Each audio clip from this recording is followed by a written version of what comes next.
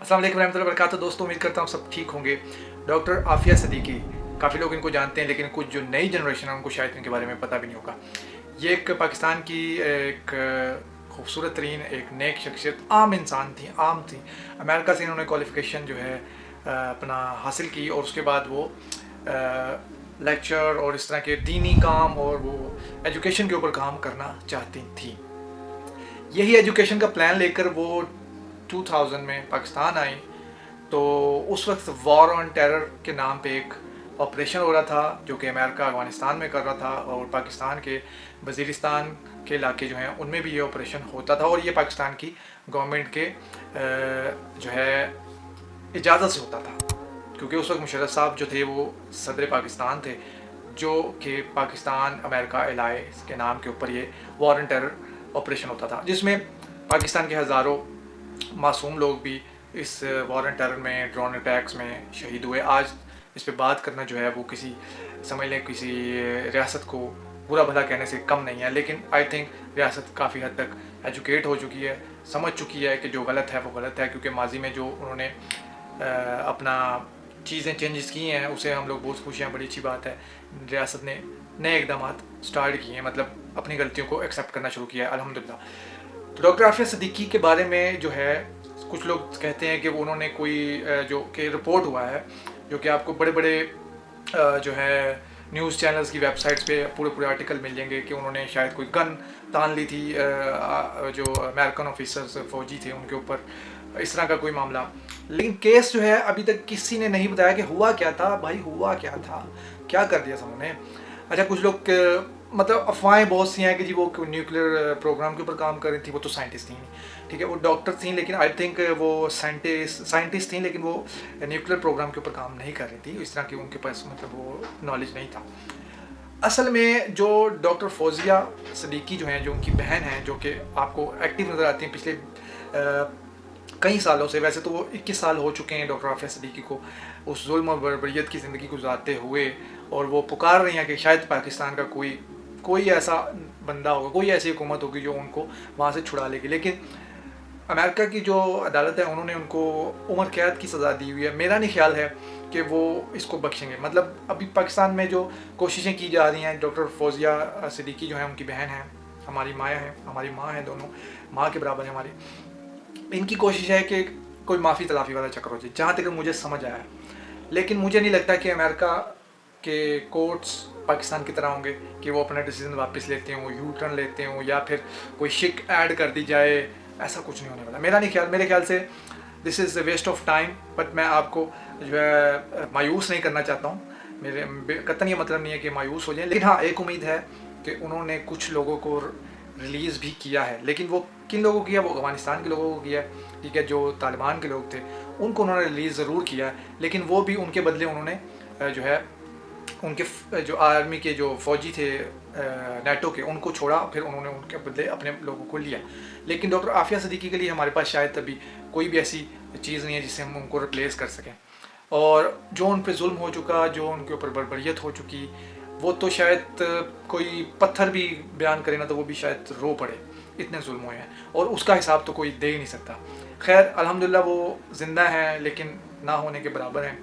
बहरहाल डॉक्टर फौजिया जो हैं वो कोशिश कर रही हैं, अल्लाह ताला उनकी मदद फरमाए, और इस बार वो जो है को इस्लामाबाद में गालिबन 22 सितंबर को या 23 सितंबर को वो कोई प्रोटेस्ट भी करने वाले हैं। वो आप सोशल मीडिया पे आप देख लीजिएगा, आपको पता चल जाएगा वो कब कर रहे हैं।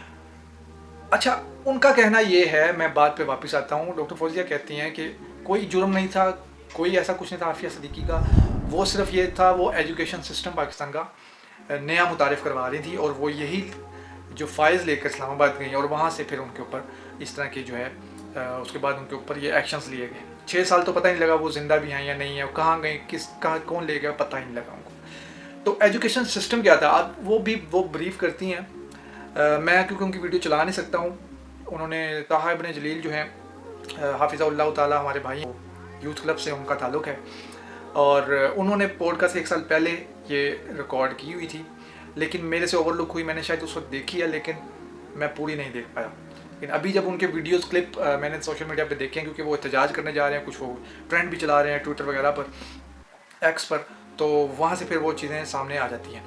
تو اس پوڈ کاسٹ کو میں اگر لگاؤں گا تو وہ کاپی رائٹ کا ایشو آ جائے گا، نہیں تو میں آپ کو پوری ان کی باتیں خود بھی سناتا، میں اس کا لنک بہرحال ڈال دوں گا، آپ جا کے پوری پوڈ کاسٹ دیکھ لیجیے گا۔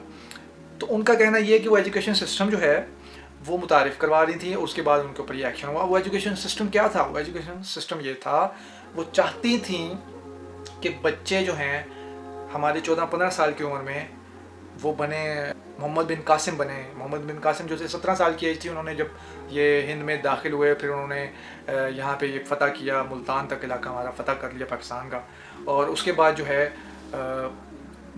مطلب جیسے اگر عبداللہ بن عمر کی بات کریں تو وہ بھی بہت ینگ ایج میں جو ہے جنگوں میں غزوات میں انہوں نے شرکت کی ہے۔ پھر اور بہت سارے صحابہ ہیں، مجھے بھی ان کے نام شاید یاد نہیں آئیں گے، لیکن بہت سارے صحابہ ہیں جو بالکل ٹین ایج میں آپ صلی اللہ علیہ وسلم کے ساتھ جو ہیں وہ اسلام کے لیے انہوں نے اپنے خدمات پیش کی، جہاد کیے، شہید بھی ہو گئے، ٹھیک ہے۔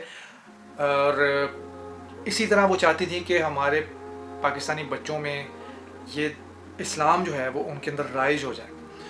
ڈاکٹر فوزیہ صدیقی ہی بتاتی ہیں، کہتی ہیں جب میں نے انہوں نے مجھے وہ فائلز بھیجی تو میں نے اس میں دیکھا تو انہوں نے کہا کہ اسلام از ناٹ سبجیکٹ، اسلام سبجیکٹ ہی نہیں تھا۔ ان کی جو پورا وہ تھا ایجوکیشن کا پروگرام تھا وہ جو چاہ رہی تھی پاکستان میں یہ ایجوکیشن سسٹم نیا آیا ہے، تو اس میں اسلام جو تھا انہوں نے سبجیکٹ رکھا ہی نہیں تھا۔ انہوں نے پوچھا کیوں نہیں رکھا، تو انہوں نے کہا اسلام از ناٹ سبجیکٹ، کہا کہ یہ سبجیکٹ نہیں ہے، یہ تو زندگی گزارنے کا طریقہ ہے، اور اس میں کوئی شک نہیں ہے کہ اسلام جو ہے اگر ہم اپنے اوپر رائج کر لیں تو ہم اتنی بہترین زندگی گزاریں گے، اتنی بہترین زندگی گزاریں گے جس میں ہم ایک ایک قدم کے اوپر جو ہے اپنے آپ کو جو ہے کاؤنٹیبل کریں گے کہ ہاں نہیں یہ مجھ سے غلط نہ ہو جائے، یہ مجھ سے غلط نہ ہو جائے، یہ اسلام میں نہیں ہے، یہ دین میں اس طرح نہیں ہے۔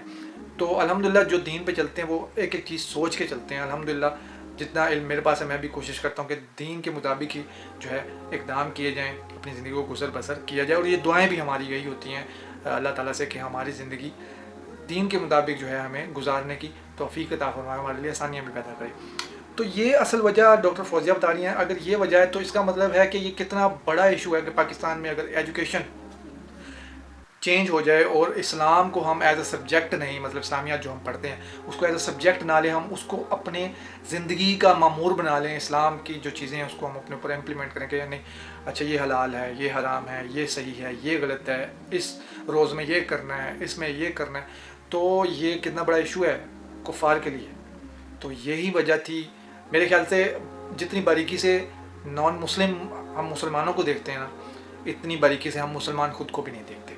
لیکن یہ الحمدللہ جو چیز وہ روکنا چاہتے تھے وہ تو نہیں رکے گی، کیونکہ آپ صلی اللہ علیہ وسلم نے فرمایا ہے کہ تب تک قیامت قائم نہیں ہوگی جب تک دین ایک ایک گھر میں نہ داخل ہو جائے، پوری روئے ارض پہ اسلام نہ پھیل جائے، تب تک قیامت جو ہے غالب نہیں آئے گی، تب تک قیامت نہیں آئے گی۔ اور الحمدللہ بہت سارے موٹیویشن سپیکرز، بہت سارے کوالیفائڈ لوگ دین کو بیان کر رہے ہیں اور صحیح دین کو بیان کر رہے ہیں۔ سب سے پہلے تو ہوتا تھا نا فقہ میں رہ کے اپنے فرقے کی چیزوں کو بیان کرتے تھے، اگر کوئی قرآن و سنت میں آ بھی جاتی تھی نا تو وہ کہتے تھے نہیں وہ ہمارے امام نے یہ فرمایا ہے، ہمارے فقہ میں یہ ہے۔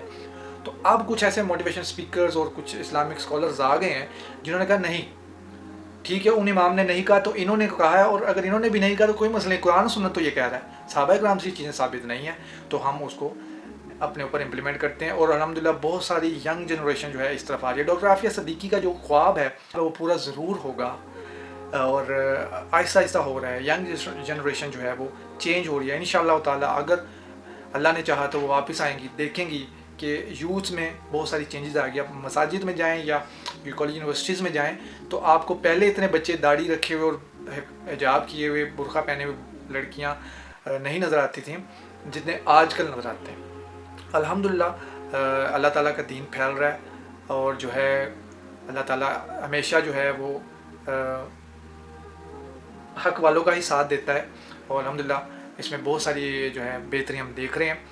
اور باقی خواب سے مجھے یاد ہے کہ ڈاکٹر فوزیہ صدیقی جو ہیں انہوں نے خواب بھی بیان کیا، یہ بھی مجھ سے اوور لک ہو گیا۔ اس خواب کو آپ سنیں اور اسی کے ساتھ مجھے ویڈیو کا اختتام کرنے دیں۔ ملتے ہیں نیکسٹ ویڈیو میں۔ اللہ تعالیٰ سے دعا کریں ڈاکٹر عافیہ صدیقی کے لیے اور ان تمام مظلوموں کے لیے جو اس وقت ظلم و جبر کا شکار ہیں، چاہے وہ دنیا میں کہیں بھی ہوں، سب کے لیے دعا کریں اور حق کے لیے آواز بلند کریں، کیونکہ اللہ تعالیٰ نے قرآن میں اس امت کو کہا ہے کہ تم ایک بہترین امت ہو، جو برائی سے روکتی ہے، اچھائی کی دعوت دیتی ہے. اور یہ اس طرح کی بہت ساری آیات ہیں کہ اللہ تعالیٰ نے ہمیں اس امت کو بنائے اس لیے کہ ہم اچھائی کی دعوت دیتے ہیں، برائی سے روکتے ہیں، برے کاموں سے روکتے ہیں، برے کام سے منع کرتے ہیں. تو اپنے ایمان کو تازہ رکھیے اور مجھے اجازت دیجیے. یہ ویڈیو ضرور سن لیجیے ڈاکٹر فوزیہ صدیقی کی. جزاک اللہ خیر. السلام علیکم ورحمۃ اللہ وبرکاتہ. وہ آپ یہ کہہ رہی تھی کہ میں نے نبی کریم صلی اللہ علیہ وسلم میرے پاس آئے تو میں نے ان سے سوال کر لیا کہ آقا میں کب تک یہاں پہ رہوں گی، تو میرا امتحان کب ختم ہوگا؟ تو پھر وہ رونے لگ گئی اور پھر وہ کہتی ہے کہ آپ صلی اللہ علیہ وسلم مسکرا دیے اور کہتے ہیں ارے بیٹی تمہارا امتحان تھوڑی ہے یہ. تو بولی میں ایک دم سے بہت وہ ہوئی. میں نے کہا میرا امتحان نہیں ہے، میں کیوں بند ہوں؟ میرے ساتھ یہ اتنا برا کر رہے ہیں، مجھ سے برداشت نہیں ہوتا.